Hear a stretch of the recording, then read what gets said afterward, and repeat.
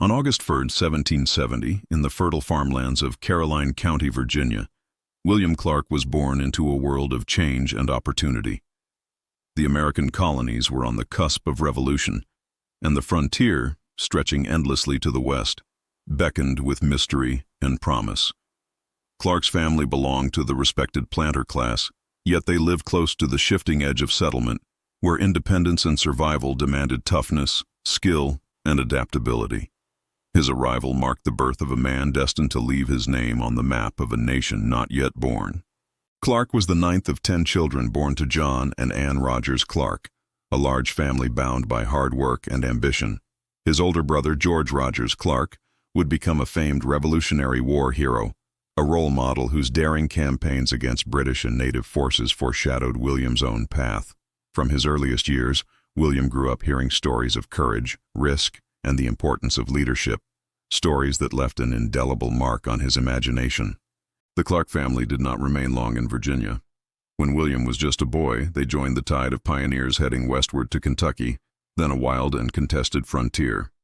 The move was perilous, for Kentucky was at the heart of conflicts between settlers and Native American tribes defending their homelands. Yet to the Clarks, it was also a land of opportunity, rich in fertile soil and wide horizons. Life in Kentucky was not for the faint-hearted. Young William learned to hunt, fish, and handle a rifle at an early age. He grew accustomed to long days of farm labor, but his favorite lessons came in the woods, where he gained the wilderness skills that would define his future. Unlike some of his brothers, William had little formal education. His spelling and grammar would always remain shaky, but he excelled in practical knowledge. His intelligence shone in other ways, in his ability to lead men, negotiate with different peoples, and survive in untamed country. George Rogers Clark's military exploits during the Revolution loomed large in William's youth. George became a celebrated hero for capturing British posts in the Illinois country, extending American influence in the Northwest Territory. William idolized him, but he also absorbed the sobering lesson that glory often came at great personal cost. George's fortunes declined after the war, leaving him financially strained despite his achievements. For William, the contrast between fame and hardship highlighted both the possibilities and the dangers of a life on the frontier. By the early 1790s, tensions between native nations and American settlers were escalating. At 19, William Clark decided to follow in his brother's footsteps and join the military. He was commissioned as a lieutenant in the militia and soon after joined the regular U.S. Army, serving in campaigns in the Northwest Territory. In 1795, he took part in an expedition under General Anthony Wayne, who sought to secure U.S. control of the Ohio Valley. Wayne's decisive victory at the Battle of Fallen Timbers marked the end of major native resistance in the region, and Clark witnessed firsthand the brutal realities of frontier warfare. He gained valuable leadership experience, learning to command men under pressure and to navigate the challenges of diplomacy with native tribes. During his service, William Clark encountered a fellow young officer named Meriwether Lewis. Though their acquaintance was brief at the time, it planted the seeds of a partnership that would later change history. Lewis admired Clark's steadiness, practical wisdom, and natural ability to lead, while Clark respected Lewis's intelligence and determination. Their bond, forged in the military, would later deepen into one of the greatest friendships in American history. Clark eventually resigned his commission in 1796 due to poor health and returned to his family's farm in Kentucky. Yet his days of adventure were far from over. Fate and an old Army friend would soon summon him back into action. In 1803, President Thomas Jefferson completed the Louisiana Purchase, doubling the size of the United States and opening vast new lands for exploration. Jefferson dreamed of a scientific expedition to chart these territories, establish American presence, and perhaps find a water route to the Pacific. He entrusted the mission to his personal secretary, Meriwether Lewis. Lewis, recognizing the enormity of the task, immediately thought of William Clark. He invited Clark to serve as co-leader of the Corps of Discovery. Though technically Lewis held the higher commission, he insisted that Clark be treated as an equal, and together they prepared to lead one of the most ambitious expeditions in history. Clark threw himself into the preparations. His skills in map-making and river navigation were critical, and his calm, approachable manner made him a natural leader among the men. While Lewis focused on scientific training and supplies, Clark took responsibility for recruiting soldiers, drilling them, and ensuring discipline. The partnership was balanced and effective, each man complementing the other's strengths and weaknesses. On May 14, 1804, the Corps of Discovery set out from near St. Louis, beginning a journey that would span more than 8,000 miles and last over 2 years. As the expedition moved up the Missouri River, Clark's leadership shone. He managed the keel boat and pirogues, directed the men in rowing and portaging, and often took the lead in making maps. His journals reveal his careful attention to detail: the curves of rivers, the heights of bluffs, the location of villages.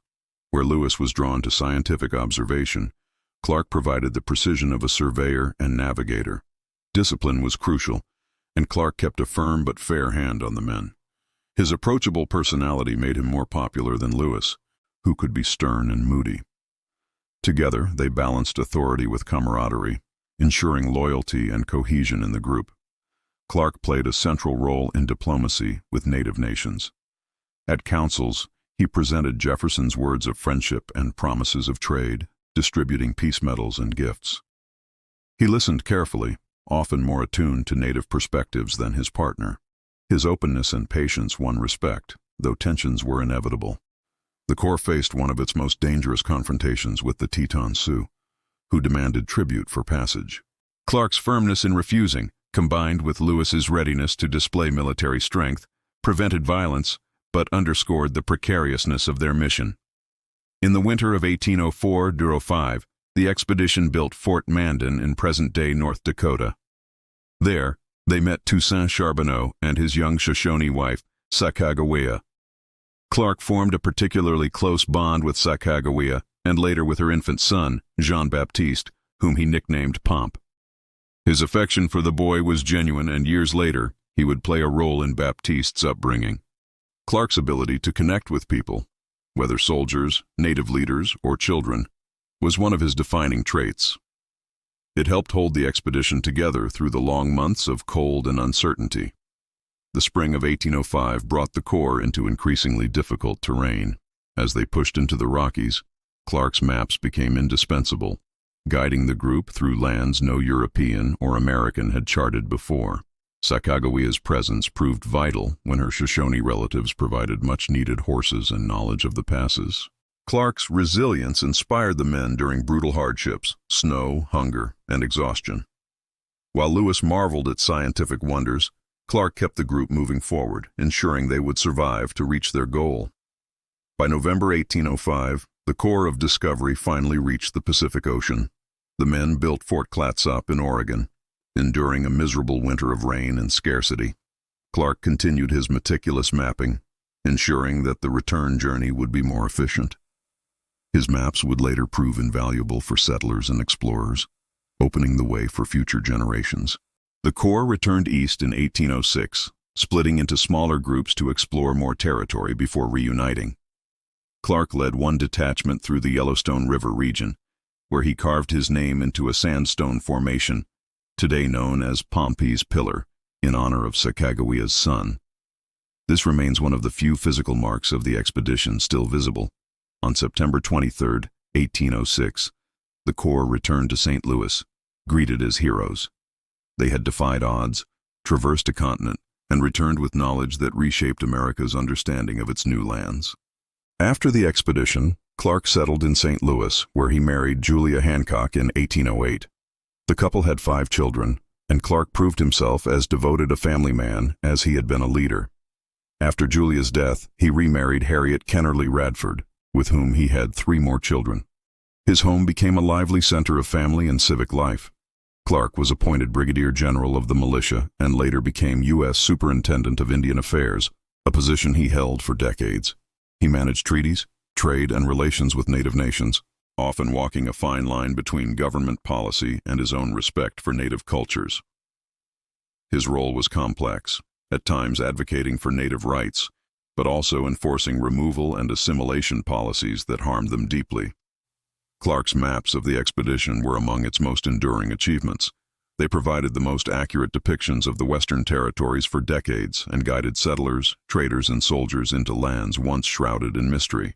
He lived out his final years in St. Louis, respected as a statesman and patriarch. On September 1st, 1838, William Clark died at age 68. He was buried in St. Louis, where his grave remains a site of remembrance for one of America's great explorers. Facts about William Clark. William Clark's older brother, George Rogers Clark, was a Revolutionary War hero. He had little formal education and struggled with spelling and grammar his whole life. Meriwether Lewis insisted Clark be treated as an equal leader of the Corps of Discovery. Clark personally mapped over 8,000 miles of Western territory.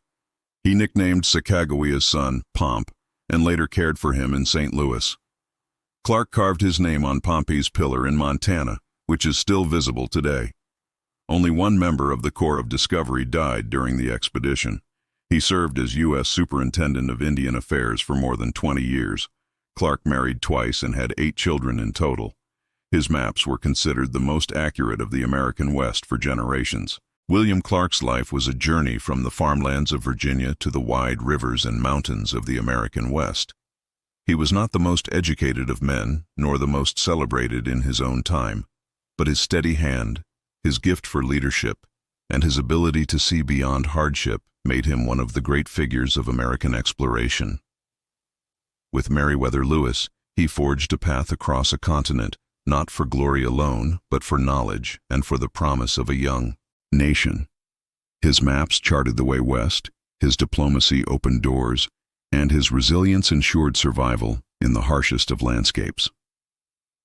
Clark's story reminds us that greatness does not always come from brilliance or fame.